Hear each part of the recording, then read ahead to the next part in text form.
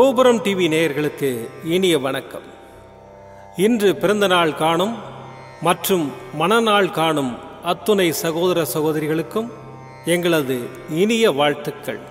பாபாவின் ஆசிகளோடு பல்லாண்டு காலம் நீங்கள் எல்லா வளங்களும் செல்வங்களும் பெற்று நலமுடன் வாழ வாழ்த்துகிறோம். பாபா அழைக்கிறார். அவரின் பொன்மொழிகளை கேட்பதற்காக, நம் பிரச்சனைகளை தீர்த்து வைக்கும் அற்புதமான கூட்டு பிரார்த்தனை செய்வதற்காக, மேலும் மனம் ஒருநிலைப்படவும் மனம் அமைதி பெறவும் அற்புதமான தியானம் செய்யவும் பாபா அழைக்கிறார். பாபா நம் கரங்களை பிடித்து அழைத்துச் சென்று அற்புதம் நிகழ்த்தவிருக்கிறார். வாருங்கள், பாபாவின் பொன்மொழிகளை தரிசனம் செய்வோம். அன்பு குழந்தையே, இந்த உலகில் எந்த பொருளும் எந்த உறவும் நிரந்தரம் இல்லை. ஆனால் உன் எண்ணத்தால் விளையும் செயல்பாடுகள் மட்டுமே நிரந்தரம். சிற்றின்ப வாழ்க்கை உன் உடல் எண்ணத்தை ஆனந்தப்படுத்தும். ஆனால் பேரின்ப வாழ்க்கை உன்னையும் உன்னை சார்ந்தவர்களையும் ஆனந்தப்படுத்தும். பந்தம், பாசம், பணம் இவை யாவும் நீ வாழும் வரை மட்டுமே உன்னோடு இருக்கும். ஆனால் அன்பு, நன்றி, கருணையோடு நீ நடந்து கொண்டால், நீ மடிந்தாலும் உனது செயல் எல்லோர் மனதிலும் வாழும். இருப்பதை கொண்டு வாழ கற்றுக்கொள். உன்னை தேடி எது வருமோ அது கண்டிப்பாக வரும். செல்வமும் சுபிக்ஷமும் நிலையற்றவை. இவ்வுடல் அழிவிற்கும் மரணத்திற்கும் உட்பட்டது. இதை உணர்ந்து இம்மை மறுமை பொருட்கள் மீது உள்ள பற்றுகளை விட்டுவிட்டு உனது கடமையை செய். எதிர்பார்ப்போடு வாழ்ந்து ஒவ்வொரு நிமிடமும் ஏமாந்து போகாதே. நீ உன் கடமைகளை கவனமாக செய்து வா. உன்னுடைய குறிக்கோளை நீ நிச்சயம் அடைவாய். என் வார்த்தைகள் மீது நம்பிக்கை வைத்து செயல்படு. வாழ்க்கையில் உயர்ந்த நிலையை அடைவாய். எல்லாம் முடிவுறும். நீ நலமாக வாழ்வாய். உனக்கு எல்லா சூழ்நிலைகளிலும் நான் உன் சாயப்பா துணை நிற்பேன். கவலைப்படாதே. ஓம் சாய்ராம். பாபாவின் அற்புதமான பொன்மொழிகளை தரிசனம் செய்தோம். அடுத்த நிகழ்வு கூட்டு பிரார்த்தனை. நம் மனநலன் சார்ந்த பிரச்சனைகளுக்காகவும், உடல் நலன் சார்ந்த பிரச்சனைகளுக்காகவும் மற்றும் நம் அனைத்து விதமான பிரச்சனைகளுக்காகவும் சாய்நாதரிடம் கூட்டு பிரார்த்தனை செய்வோம். வாருங்கள், இந்த அற்புதமான கூட்டு பிரார்த்தனையை செய்வோம். பிரார்த்தனாஷ்டகம். 8 பிரார்த்தனைகள்.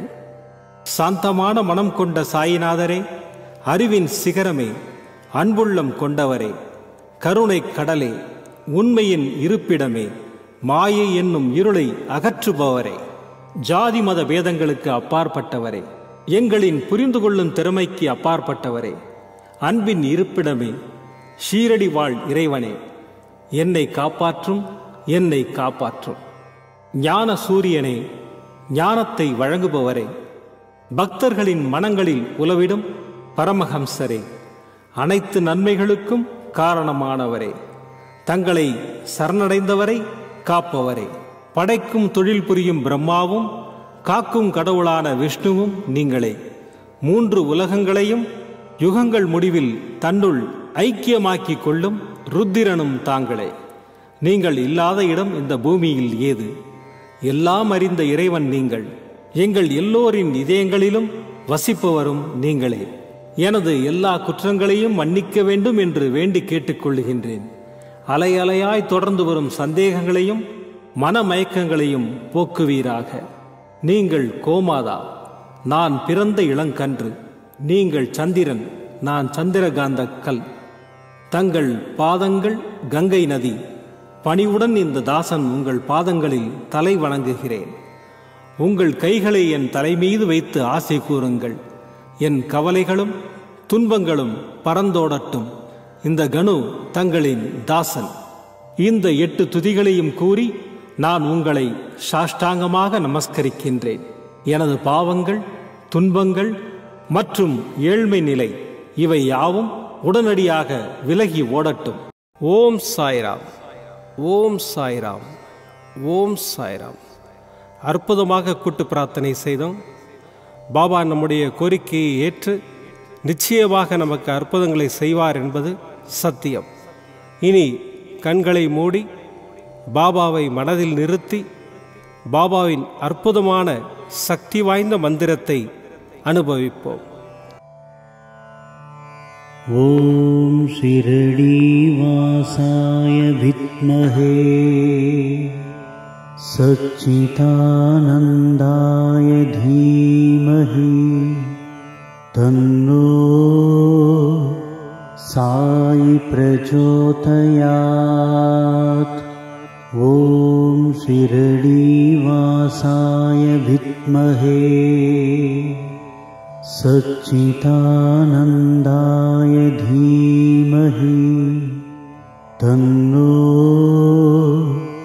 சாயி பிரச்சோதயாத்.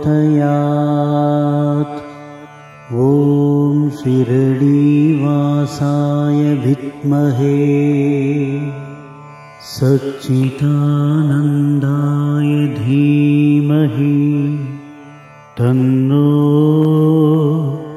சாயி பிரச்சோதயாத்.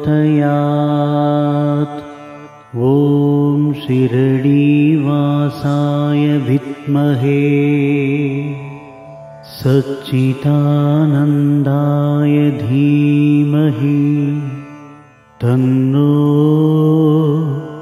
சாயி பிரச்சோதயாத். ஓம் ஷிரடி வாசாய வித்மஹே சச்சிதானந்தாய தீமஹி தன்னோ சாயி பிரச்சோதயாத். ஓம் ஷிரடி வாசாய வித்மஹே சச்சிதானந்தாய தீமஹி தன்னோ சாயி பிரச்சோதயாத். ஓம் ஷிரடி வாசாய வித்மஹே சச்சிதானந்தாய தீமஹி தன்னோ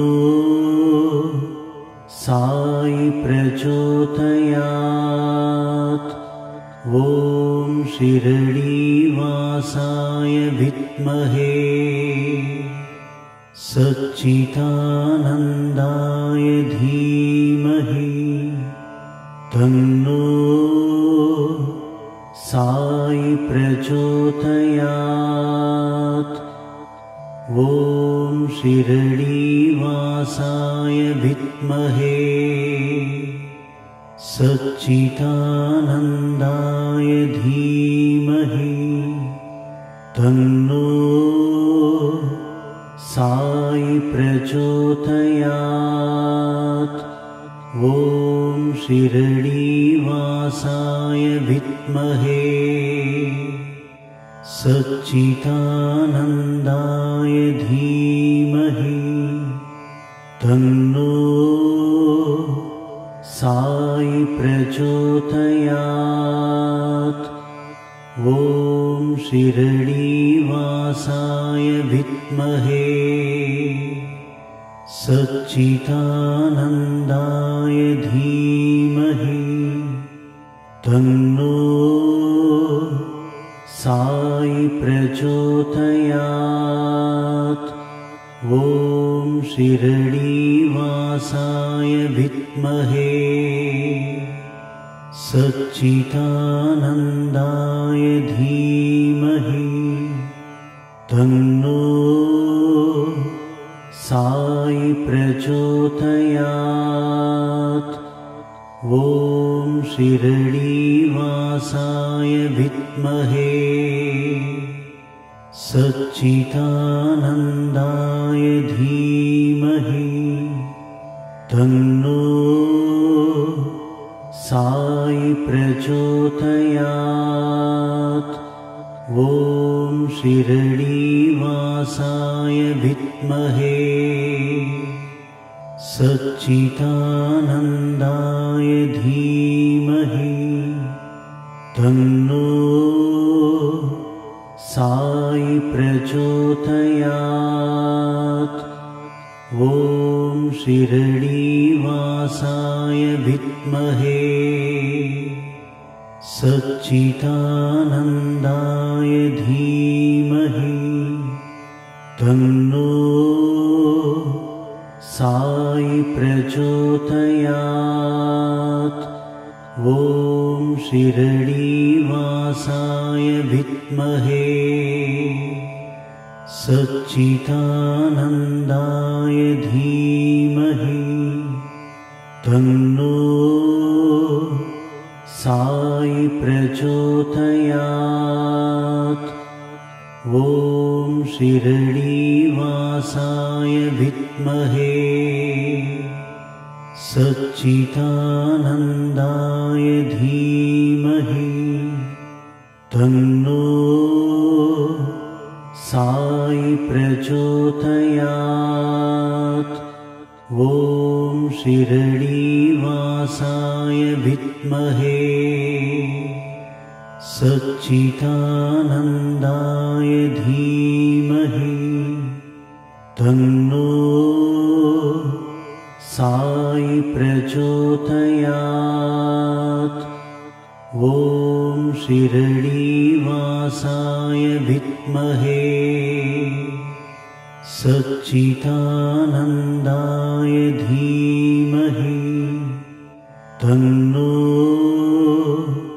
साई प्रचोदयात्। ॐ शिरडीवासाय विद्महे सच्चिदानन्दाय धीमहि तन्नो साई प्रचोदयात्। ॐ शिरडीवासाय विद्महे सच्चिदानन्दाय धीमहि तन्नो साई प्रचोदयात्। ॐ शिरडीवासाय विद्महे सच्चिदानन्दाय धीमहि तन्नो साई प्रचोदयात्। ॐ शिरडीवासाय विद्महे सच्चिदानन्दाय धीमहि तन्नो साई प्रचोदयात्। ॐ शिरडीवासाय विद्महे सच्चिदानन्दाय धीमहि तन्नो साई प्रचोदयात्। ॐ शिरडीवासाय विद्महे सच्चिदानन्दाय धीमहि तन्नो साई प्रचोदयात्। ॐ शिरडीवासाय विद्महे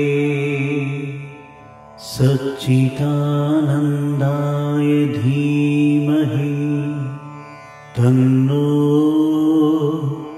साई प्रचोदयात्। ॐ शिरडीवासाय विद्महे सच्चिदानन्दाय धीमहि तन्नो साई प्रचोदयात्। ॐ शिरडीवासाय विद्महे सच्चिदानन्दाय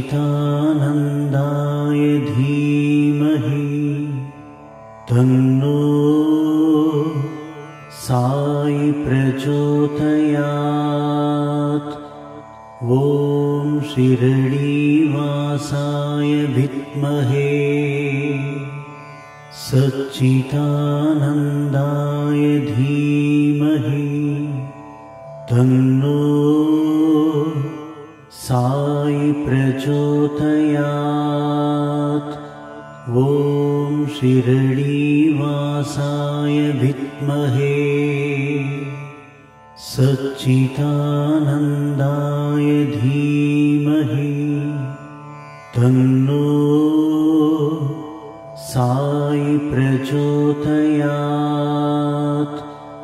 ॐ शिरडीवासाय विद्महे